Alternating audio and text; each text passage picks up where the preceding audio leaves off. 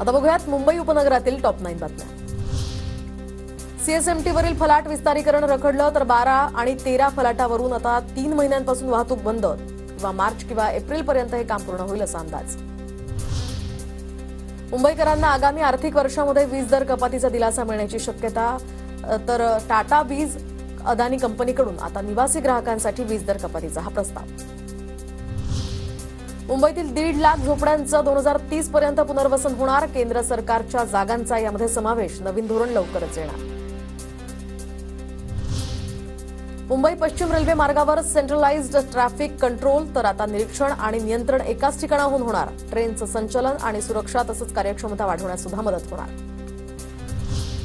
विमानतळाच्या बांधकामामुळे आता नवी मुंबईची हवा प्रदूषित। उरण, उल्वे, बेलापूरसह नेरूळ आणि जुईनगरमध्ये पसरली धूळ। ठाणे पालिकेचा 100 चार्जिंग स्टेशन्सचा प्रस्ताव आता कागदावरच। चार्जिंग स्टेशन्स नसल्यामुळे आता पेट्रोल डिझेल वाहनांनाच पसंती। मागील वर्षी नोंद झालेल्या 1,26,959 नवीन वाहनांपैकी केवळ 3,176 वाहनं इलेक्ट्रिक असल्याची माहिती। महापालिकेच्या निवडणुकीच्या आधीच पालिका कामाला लागली तर 2 वर्षांहून अधिक काळापासून प्रशासकांची नियुक्ती असल्यामुळे राणीच्या बागेतील महापौर बंगल्याला वाळवी तर आता महापौर बंगल्याची डागडुजी करण्याचा निर्णय।